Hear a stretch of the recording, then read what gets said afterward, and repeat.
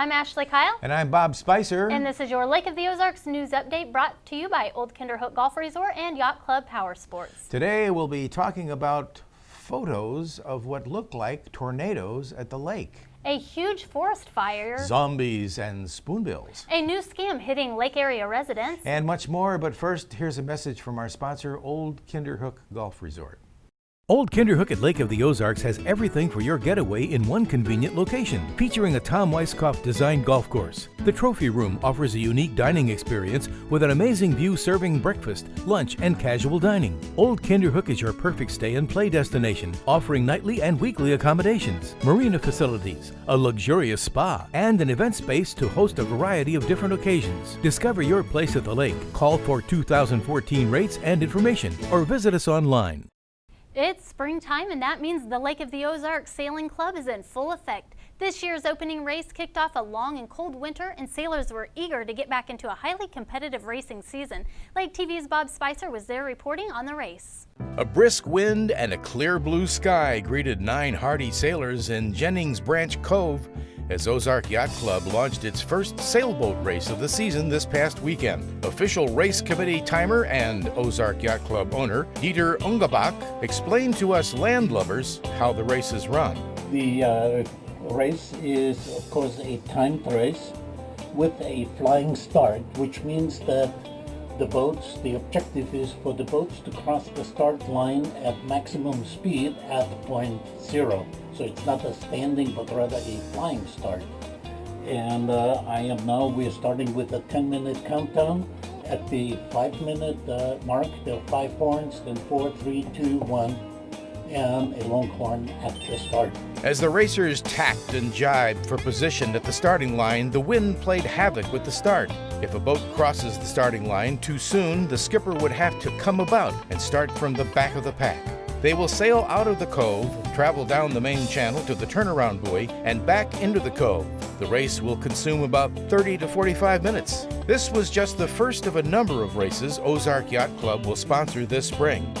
If you have a sailboat and want to participate in the next race, visit ozarkyachtclub.com for information on the next one.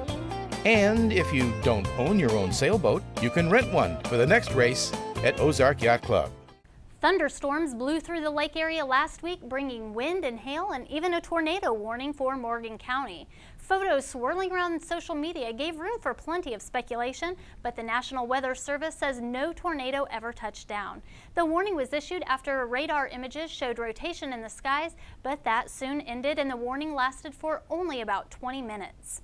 After the storms cleared, the mild winds helped out the first annual Kite Day held this past Saturday in Camdenton.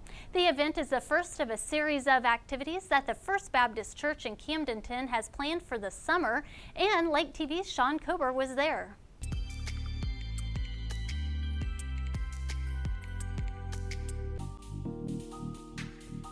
My name is Martha Nicholson, and I'm part of the outreach committee from First Baptist in Camdenton here, and we decided we wanted to do something for the neighborhood, just as an outreach, and let people know that we're here, and we decided to have a kite day.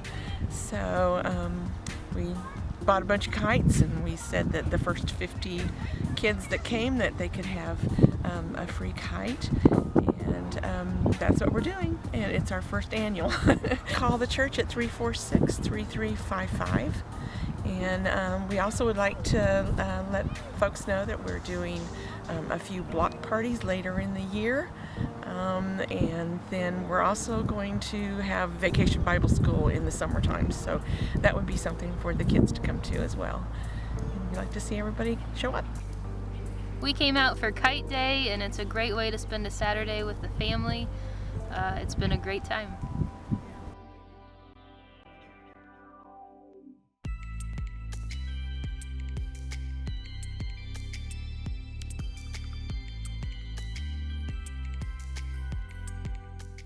Six acres, a garage, and an RV were burned in a brush fire last week. Four Seasons, the Lake of the Ozarks Fire Protection District, says the fire took less than an hour to control, and crews were clearing the scene about 3 hours after they arrived. No injuries reported in the incident, and the district said the cause of the fire is still under investigation. Another fire scorched a much larger area last week with more than 1,500 acres blackened, according to the Mid-County Fire Protection District, and investigators think this fire was set on purpose.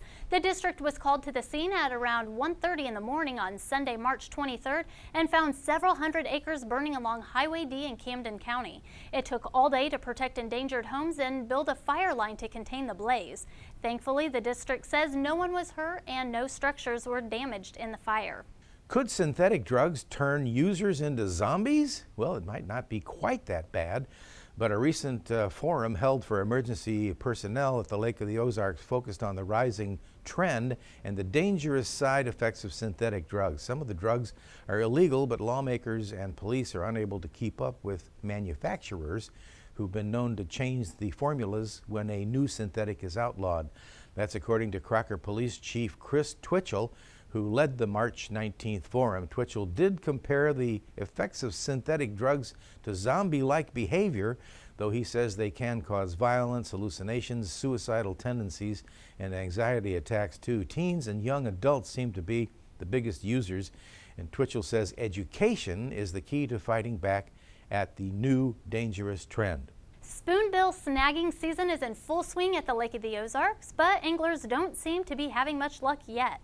According to a fishing report released by the Missouri Department of Conservation, the water is still too cold and the lake level is too low for the snagging to be very good. Few large spoonbill have been caught, but most have measured less than 34 inches, and that's too small to keep. The department says several violations have been cited in recent weeks, and some of those have been because anglers kept a fish that was too small. The good news is, once water temperatures hit the low 50s and the spring rains pick up, spoonbill snagging should improve. Another kind of fishing is causing problems here at the lake, but this one is spelled with a PH. Phone phishing scams have hit more than 100 members of Mid-Missouri Credit Union in recent days, with the scammers trying to trick members into giving away their debit card PIN numbers. The caller reportedly tells the member their card has been compromised and they need to dial their PIN number to reauthorize it.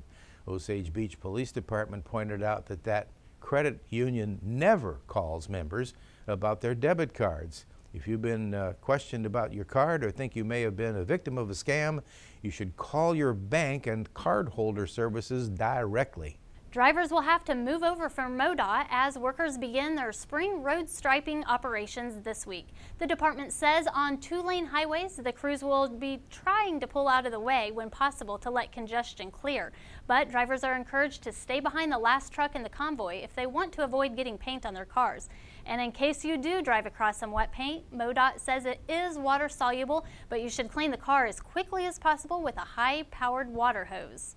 Two Camdenton High School seniors, Madison Stell, I believe I'm pronouncing the name right, and Paula Zaretsky, have been selected as honorable mention students in the 2014 Missouri Scholars 100 program.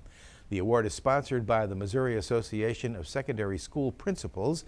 It honors some of Missouri's top students who show high academic performance along with participation in extracurricular activities. The deadline for the Miss Dogwood pageant is this week. April 14th is the last day to register for the annual pageant, scheduled for April 11th at Camdenton High School. Call the Camdenton Chamber of Commerce for more information about how to register.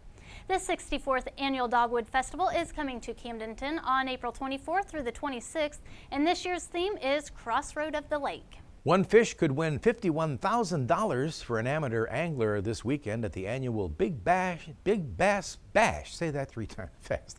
The fishing tournament scheduled for Saturday and Sunday, April 5th and 6th, and Midwest Fish Tournaments. They're the people who are sponsoring the event.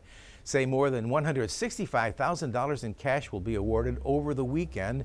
Not all that cash goes to the winner. Second place overall earns $20,000. Third place gets $10,000 to take home. Bi-hourly weigh-ins will also pay out lots of cash to competitors. To register for the tournament, visit BigBassBash.com. We'll be back right after this message from Yacht Club Power Sports. Things are looking up at Yacht Club Power Sports. On the water, in the woods, or on the streets.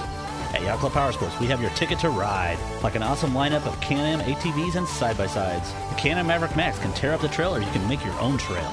Come into Yacht Club Power Sports and check out the all-new Sea-Doo Spark. Things are looking up at Yacht Club Power Sports in Osage Beach under the big red sign in front of Hy-Vee. Yacht Club Power Sports, where the fun begins and never ends.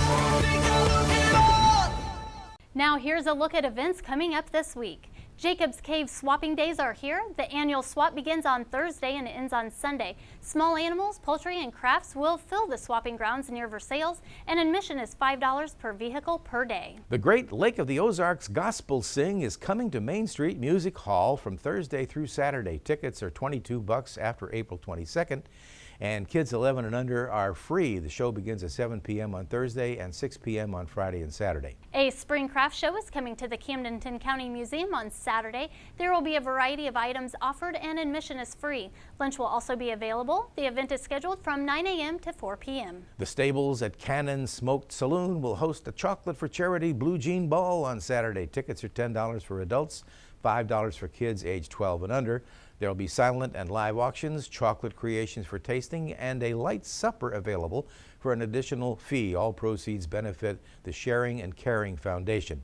The doors open at 5:30 p.m. Sycamore Creek Golf Club will host the annual Project Graduation Golf Tournament on Sunday. Registration is at noon with a shotgun start at 1 p.m.